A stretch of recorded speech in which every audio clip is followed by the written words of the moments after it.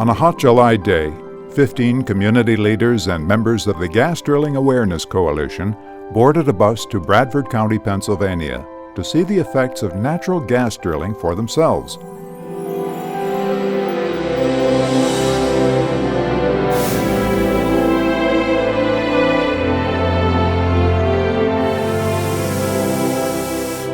First of all, I know very little about what's going on other than what I read in the paper. So I thought today would be a very good opportunity for me to see firsthand just what's happening with the drilling, how it's affecting residents and the communities where the drilling is taking place. So that's my real purpose for being here today. Well, I hope to be very, very informed about what goes on with this drilling, because we're from Hunlocks. We have a farm in Hunlocks Creek, and we didn't want we didn't want to lease our land. So I heard so many pros and cons about this that maybe, you know, I could get more information about it and be well informed, and hopefully everything will be beneficial for me, and maybe, you know, see a new view and new light on the whole subject. More information and education on the process, and hopefully talk to people who live around the drilling sites and their experiences. That's what I hope to gain, to further my knowledge, to have a better understanding of the issues so I can make better decisions for the citizens of the county in regard to the issue of gas drilling. I hope to learn the issues that are facing the people out in these counties, because this is a very important issue for everybody in Northeast Pennsylvania. And I want to be able to see all sides of the issue by meeting with the people that we're going to meet with today, with the gas companies, with the vendors, and everybody to come to a consensus as to what the issues are. And I look forward to learning a lot today. You know, it's been widely reported about the gas drilling industry, and there's points of view on all sides on this issue, and I kind of want to just go out and take a look at it myself, and because I think one way or the other, for good or ill, this is going to shape not only the region but the state. So it's important for people in public positions to have all the information at hand to make an informed decision, because it's going to affect the people in ways for decades to come. Well, you know, I just want to find out the truth. I want to find out, you know, the perspective from the drilling companies. I also want to find the perspective from people who have Marcellus Shale drilling in their backyard. And we're in overabundance of information in this information age, but it seems like there's a lot of misinformation out there. So I'm looking just to find out the facts. Hope to learn the effects of, you know, the residual waste and it would have on our community going forward, especially, you know, 20 years from now. Not just, you know, today, but 20 years from now. That's important to us. It's called capitalism. I'm a capitalist. The Susquehanna, you could put every drop of fracking water in the Susquehanna River, because that river was destroyed in 1985 by the Pennsylvania Department of Agriculture and the dairy industry, when they allowed the farmers to go to the clear crop, and the herbicides and apendicides ran off into that river. But you think it's okay if we took all the frack water and put it in the Susquehanna? It wouldn't make any difference. The damage was done in 1985. We left Dallas and headed to Endless Mountain Outfitters in Sugar Run to talk with Dave Buck about tourism and the industrialization of a beautiful rural area. Spent a lot of time on the river. I like the river.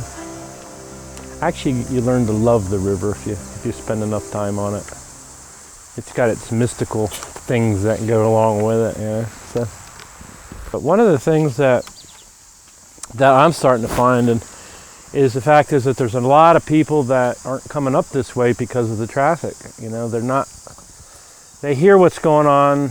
You know, people say, is the river safe to paddle on? Is it safe to be around? You know, once you start saying there's methane bubbling, it raises a lot of questions, even though, you know, it comes up from the river and bubbles up and goes into the atmosphere right away. But it's too bad you're not here when there's 150 trucks going by, dump trucks. Well, so they'll move well pads through here, and I get very, very frustrated when that happens. And it's economic. I'll tell you what it does. It raises my stress level to a point that I don't want to be here anymore. You know, I mean, we have a nice business. We developed this. We started this 12 years ago. I certainly enjoy being here. but it's changing. It's changing drastically. It's changing into an industrial zone, and every time you look at something, I just shake my head. It changes how I feel. It changes my insides, the stress when I see it, when I hear things going on. It's a little bit, but I've heard some other people too that are just about to the edge and going over the edge when they see what's going on to their properties, their neighbor's property, their water systems, their neighbor's water systems, and it's sad to say, but I keep saying, okay, where do I want to go? I sit on an advisory panel with Chesapeake Energy, and with that, okay, I feel that if I do say things that they do listen, and the loud trucks with the big Jake brakes and I almost said a bad word, but the idiots that are driving some of them, I'm not saying they're all that way, but would just come through here at 6 o'clock in the morning, 5:45, 5:30, you hear these Jake brakes rumbling in front where it's usually quiet. Usually you just hear the summer cicadas or the birds singing, and if I give them a name, they'll come down on them, because they're trying to do right in the communities, because they don't want the problems. They don't want everybody going after them for this thing, and if they can control it, they will. We live in a township that has zero zoning and zero interest to be zoned. And when I moved up here, I suggested that what they might want to look at is something like that. And I didn't even say the word zoning, I said planning. And it's almost like they want to show, okay, here's the edge of the county, why don't you go back where you came from? And now they're scurrying around trying to figure out what rules and regulations to put in. And I just shake my head when I talked to one of the supervisors the other day, and they have no control of what's going on. But without zoning, without rules and regulations of planning, it's totally out of hand. And you go to the county levels, and is the county the one that's going to do it, or should it be who should do it? The people that live in the township should be able to say, hey, we don't want this, but it's above and beyond all that at this point. Now, as far as the water bubbling, which it was doing right up the river here, I paddled over it to show some Boy Scouts. We had a trip coming down. I paddled over it and I was showing them, and I started to feel lightheaded and I started wheezing. I have asthma, so not realizing what was going on. They always say, don't worry about it, there's not harmful at all. But if you're sitting over, what it does is it replaces your oxygen that you're breathing. So all of a sudden I'm getting lightheaded and my lungs aren't working right. So that's something people go look at. They shouldn't be sitting there looking at it long. They're going to put a water extraction where they're going to go out into the middle of the river over here. This is an island, so the river's shallow. It's calm in here, but they want to they'll put a coffer dam out to put this thing in. It's going to probably be a big concrete something. I don't really know. I haven't seen any designs to it.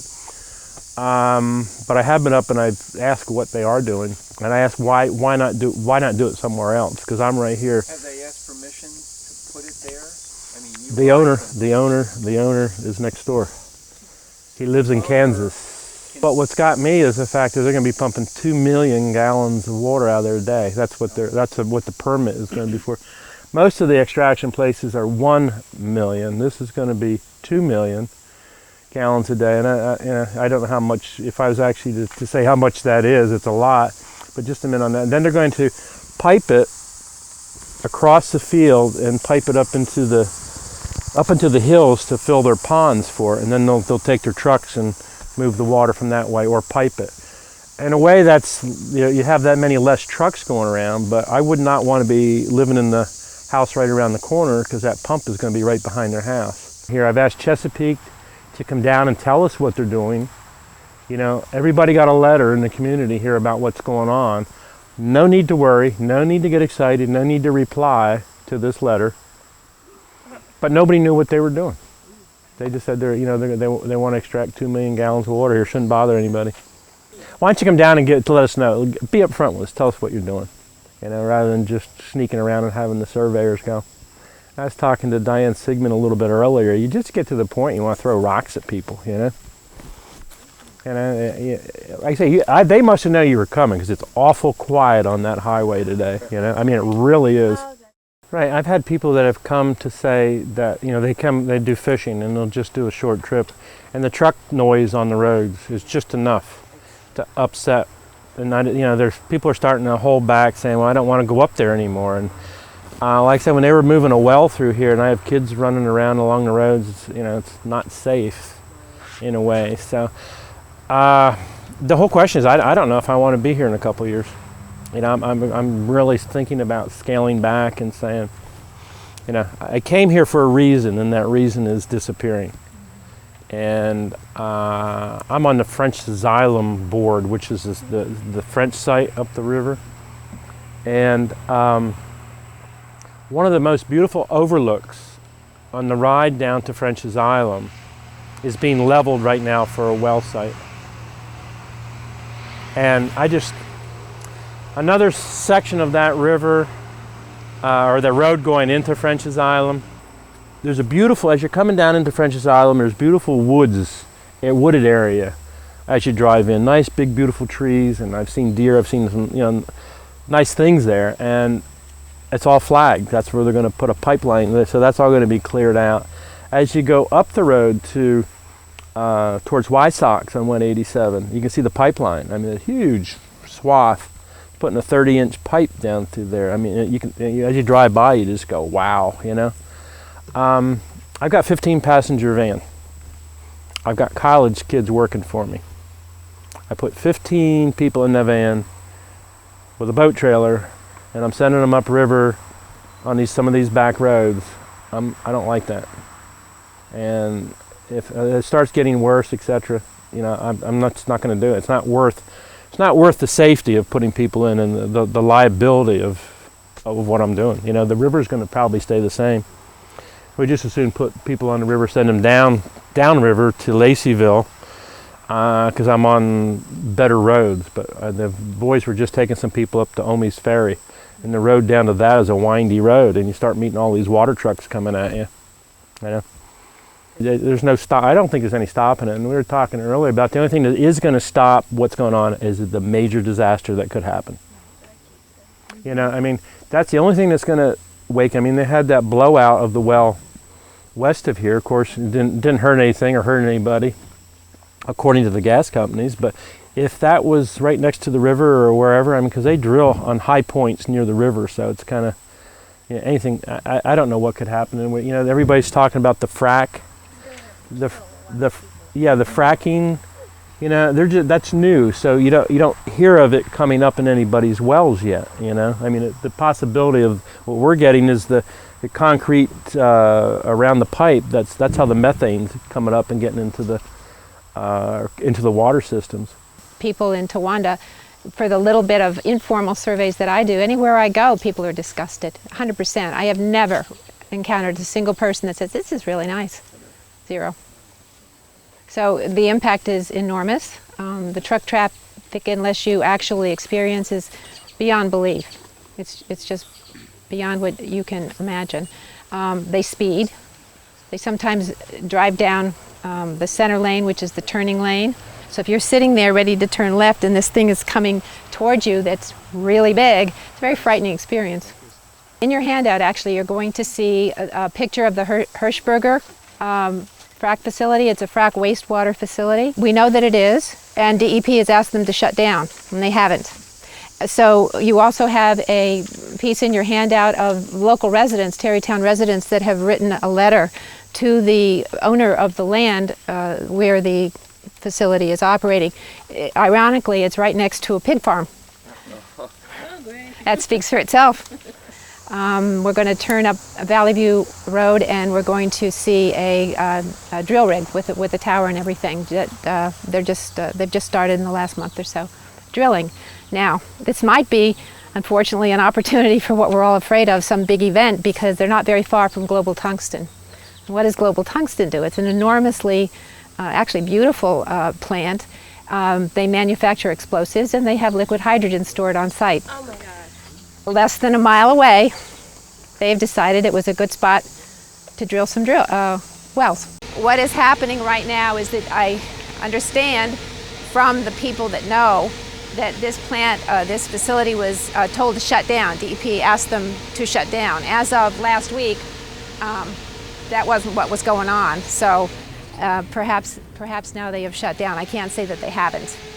Are they cited? That I don't know, but I think that deserves a call to DEP. Why do you think, what makes you think that they're doing that here? It's common knowledge, actually. It has been operating as a frac water treatment plant. Then it was in the newspaper. The editor of the Wyalusing Rocket did some research, and that's going to be in next week's newspaper. I think that he checked with DEP, and it is my understanding that they have not received a permit to do that. It looks pretty quiet there now, so not at all like what it was when I was here a week ago.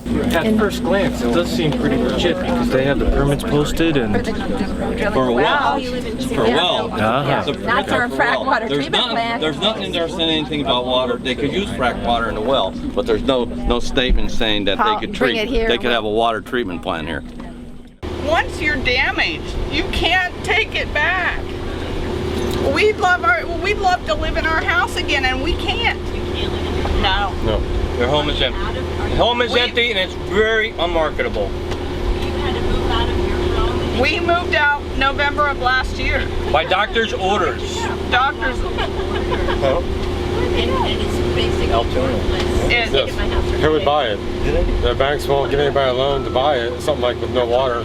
We're still waiting on testing being done on our home because our things are still in that house. Furniture, everything is still there because we don't want to take it out because of cross-contamination. And the thing is, everybody with contaminated water, and we think we have over 80 at this point, there's not one person that's been compensated. You can get all the lawyers you want, they got 10 times as many lawyers. After hearing Jude and Carl's story, we headed up to the Gregory site in Wysox to see a gas drilling rig in action.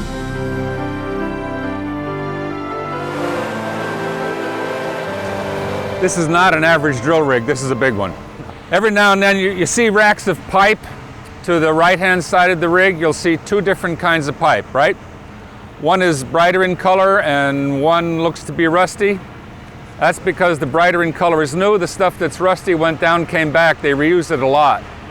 It might even be from other well sites. The rig will pick up a piece of pipe and take it up to the top of the rig automatically. When we've pulled in, I saw one do that. If you were lucky, we'll see it happen again. No one attends it. It's all robotics. It's all electronic. It'll take a piece of pipe up to the top of the drill head, lower it down right where it's supposed to. The trailers that you see here in the foreground are for crew, the people that operate the drill site. This runs 24/7, all right, rain or shine, doesn't matter. And yes, you're probably standing on frac waste right now with the grass cover that's been put on. There is no frac water pit. I find that sort of curious about this one because typically they like to have an open pit where they just throw the stuff in, but that's not the case here, so they're getting rid of it some other way. The sound that you hear is that white unit with the lights on. That is the diesel generator powering the whole setup. The 1, 2, 3, 4, 5, 6 units ahead of that are all air compressors for the future frac. And they'll use ancillary air right now. They'll probably use one of the compressors, not all of them, because a lot of it is air powered. The gray tank to the left in the background of the well is the tank to remove contaminants. We are told that the wells around here in the Northeast, the gas is very clean. There's not many contaminants. Nonetheless, those tanks are used to store the contaminants. They'll have separators on site to get rid of dust, dirt, debris, water before they even get into the gathering line that you saw that we passed on the way up here. This is probably going to contribute to that gathering line. So they'll store them in that gray tank and get rid of it probably on a weekly basis. There's a tank to the background, the blue tank. You can see the blue tank with the little gray box next to it, same color. That's the beginning of the frac chemical thing. Those tanks are used for frac chemicals. So they probably are going to get ready to frac this one real soon. To this side of the well site, you see a bunch of pipes that are sitting on the rack. they're damaged, so they set them aside. They'll probably be used for something like building bleachers in Texas or something like that. Looking at the amount of pipe that they have on hand and the size of this rig, here we go. That's the usual sound when it's ready to change a pipe. How do I know about this stuff? I worked in the railroad in Binghamton and I passed something like this every day for 4 years. So you've got some drilling mud coming up. They want to put it in the gray tank closest to the unit, okay? The taller gray tank closest to the unit. That's called drilling mud. They send a bunch of chemicals down with clay and that keeps the bit cool, and then they pump it back up the well. They send it down cold, it comes back hot, it goes right into that tank automatically, and they come and clean that up. And then they take it in bulk to the railroad site that we passed in Mishapin on the way here to be shipped to Ohio. What's wrong with that? Nothing for us as far as it goes to Ohio. What's wrong with the Ohio thing is that as the drill is shipped in open rail cars, it dries.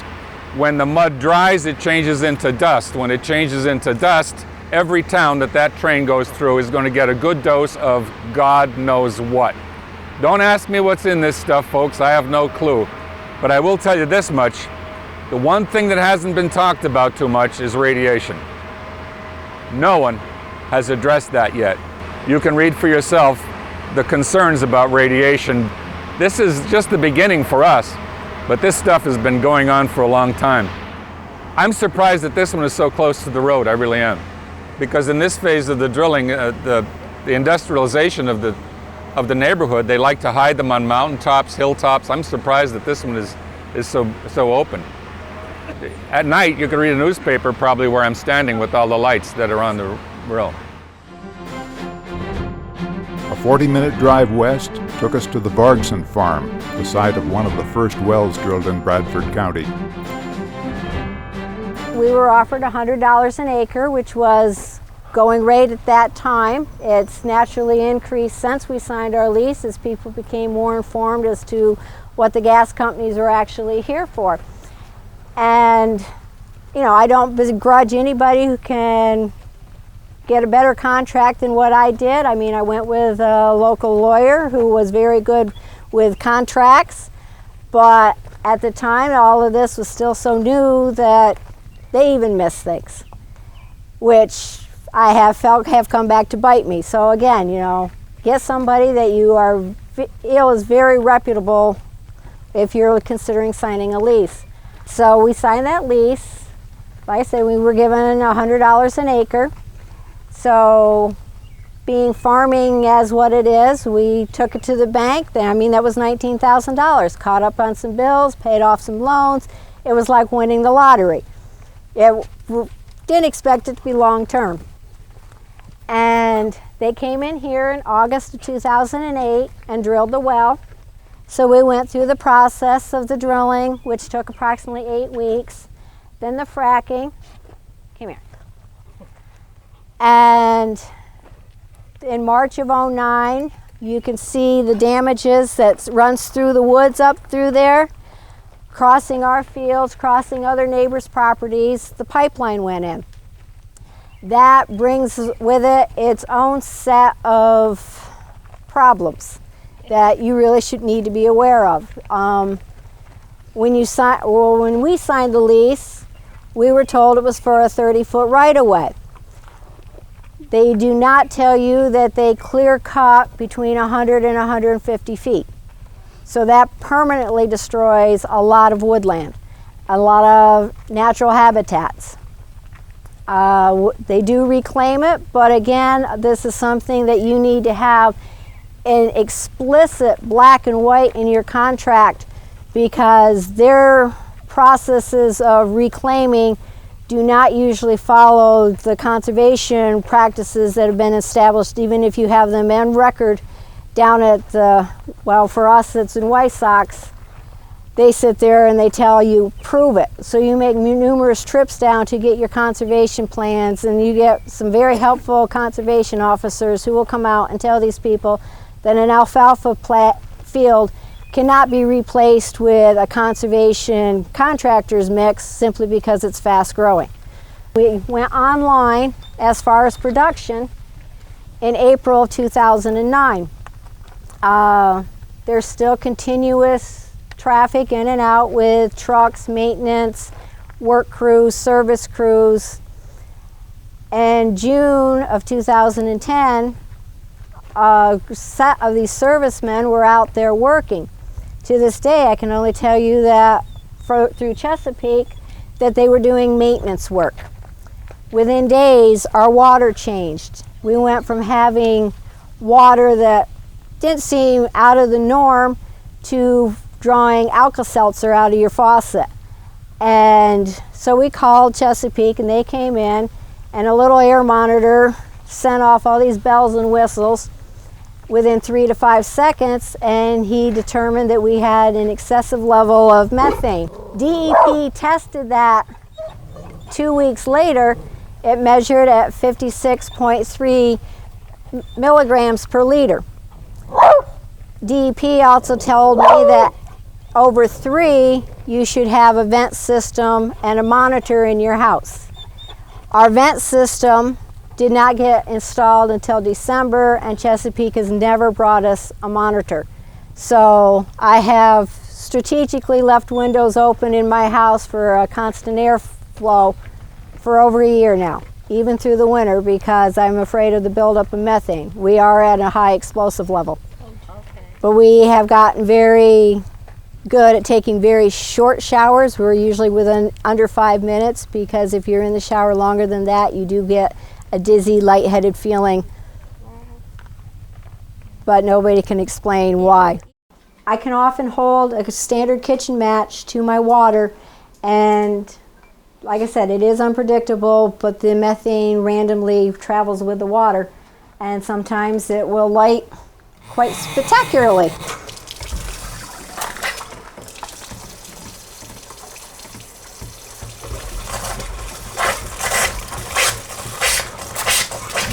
Just like that.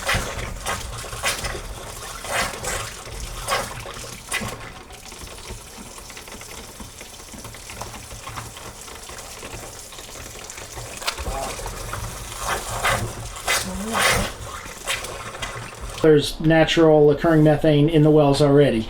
What do you have? What's your reply to a comment like that? My reply is that their post-fracking test, their own, the methane tested 0.01 milligrams per liter, and since July of 2010, it has tested as high as 64 milligrams. So obviously something has changed. And usually you can, methane, they say as long as it aerates, it's safe to drink, and usually you can see a little bit of gas just aerating out of there.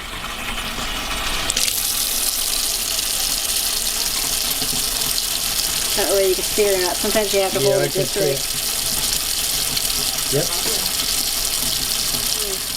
My issue with Chesapeake right now is independent water tests have shown that there is other contaminants in my water, but DEP and Chesapeake only seem to be concerned with the high levels of methane. We discovered back in November, because at that point we were boarding my daughter-in-law's horses, the water won't freeze. So, but nobody has determined what chemical cocktail is the cause of it. A local water company brings me 25 of those blue 5-gallon jugs once a month. And because without admitting that they were the cause for this, they did not feel it was necessary to provide water to any of my animals. So therefore, I no longer have any animals in the barn. What animals we do have, we have a herd of 18 beef animals that are in the pasture across the road, because that way they have access to a spring-fed source, because the methane does seem to be a migratory problem. But again, Chesapeake won't admit that they had anything to do with it. We used to have, like I said, dairy animals. We had hogs. We had my daughter-in-law's horses. the cats and the dogs, and I don't let any of them drink the water.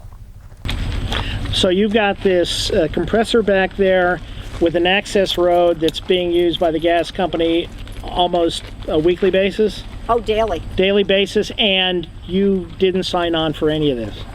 Well, when we agreed to the access road being here, we were all given the impression that they were temporary. Again, this is a term I've learned that the gas company uses very vaguely. Temporary for me is not temporary for them. They're very friendly because they want something from you. They want your property. And they are willing to bend over backwards and answer what appears to be any of your questions. And I'm here today to tell you that for every question you think they answer, there's probably 10 of them they didn't. If you're not satisfied with the answer they give you, please ask somebody else, because I won't say the gas company will lie to you, but I'll tell you they withhold information, and they're not as upfront as they appear to be. Pretty intense. Yeah. You probably can't see anything. Wow. I can see the red glare. Well, I'll put it back on black and white then. Wow. I'd love to send a copy of that to my representatives.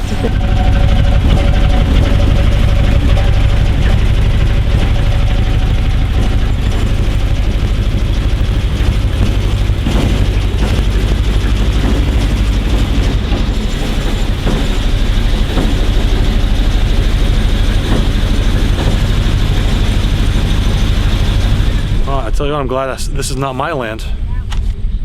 The biggest thing is the amount of water that is used just in the fracking process and then the rest of the gas extraction and what that feedback does to our water supply. That's a huge concern and should be looked at. I mean, this is the collective good. This is the commonwealth. This is, where people should be watching for each other, not just, momentary monetary advantage. I just think it looks like it's a little more pervasive than I thought. There's a lot of hidden wells you can't see from the roads. If you're real discriminate, you can see some rises in the land where they put pads in, but I think it's in a lot more nooks and crannies than I previously thought. They had about 300 frac tanks on top, and somebody left the valves open and they dumped about 100 to 200,000 gallons of water in down over the bank. It's a 20-some% slope, went down over the pond, washed over the breast. They didn't notify me about it. DEP rep was up there just doing a customary inspection, and he saw it. So he made a note of it. And 4 days later, they were starting to frack the well, and they dumped 500 gallons, 36% hydrochloric acid in. And that saturated in. And the frack water was used before. It was for chlorides and stratum and borium. That went in the pond, killed everything. It was loaded with fish, flowers, everything. So that's where it started, and the water's been running in it since the day that they did it. That was in March of '09, and they just don't stop the water going in. Now they've redesigned it, planted about 400 trees up there, contoured it, but I could take you there today and show you where the water ran in from the rain the other night. So come on, Vicky. So my well water has high concentrations of lead and other chemicals.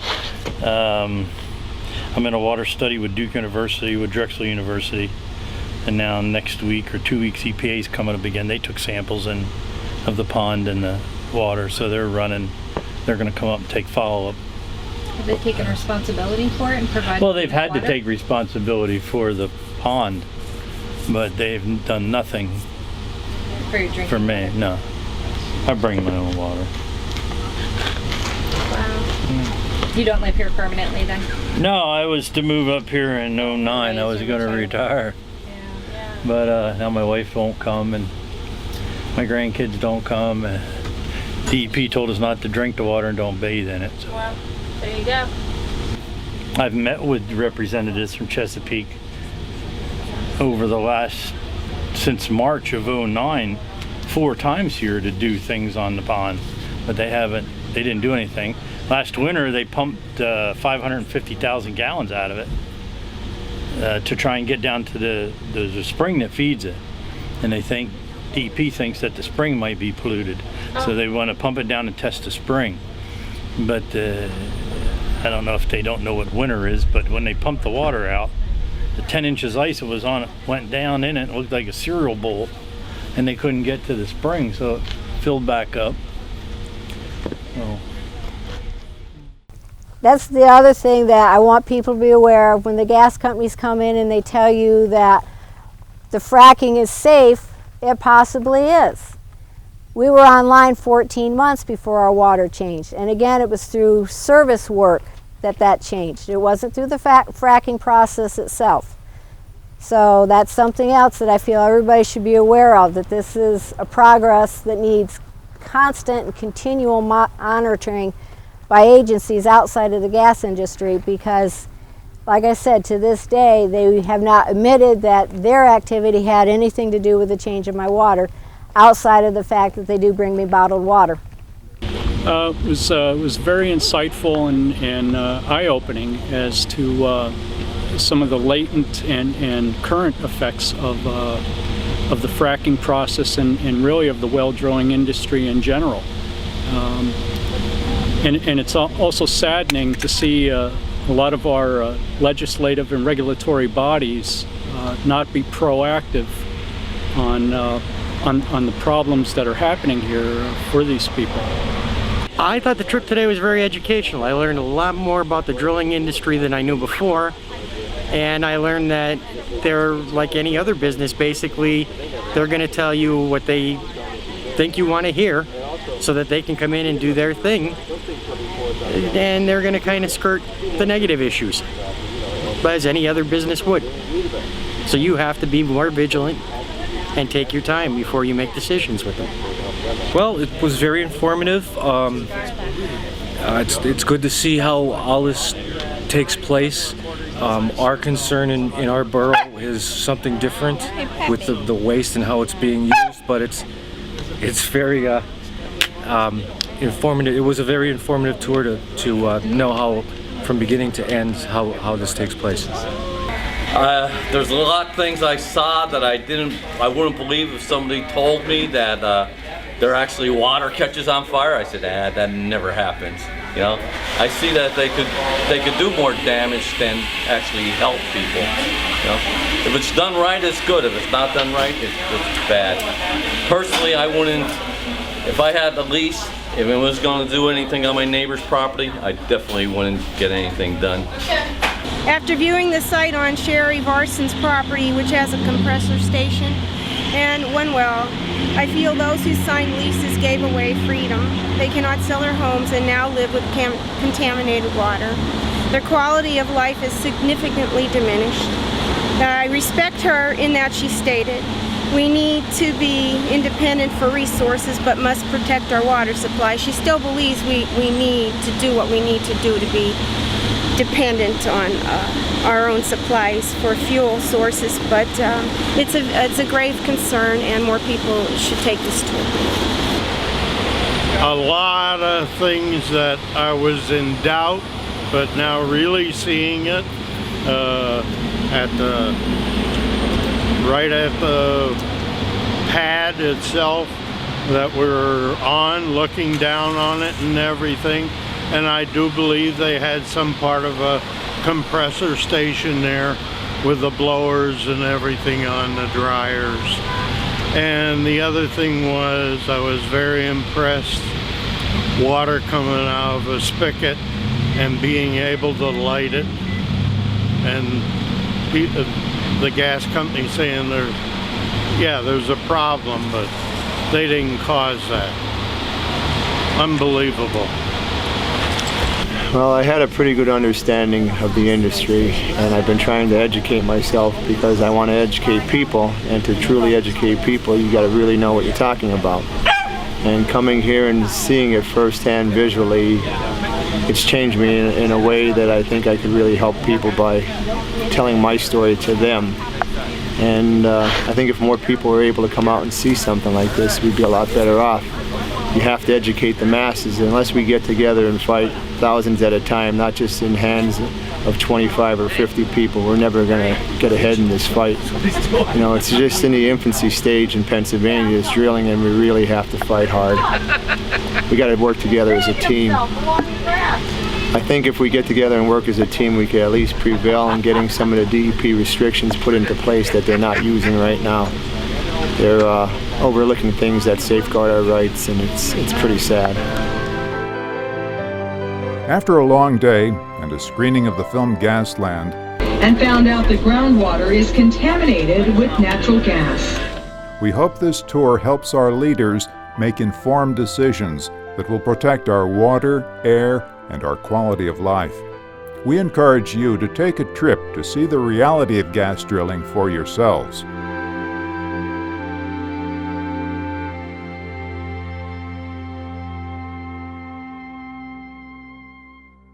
This guy, Josh Fox, I saw his movie down at LCC. I could not believe what I was looking at. I could not believe it. This is propaganda, and people, I have gone to 18 meetings. I have listened to these fearmongers and these ignorant people that have no concept of how that engine in your car works. Been a man on the moon, drilling for gas. It's 8,000 feet under where we're standing right here. They put a fear on these people.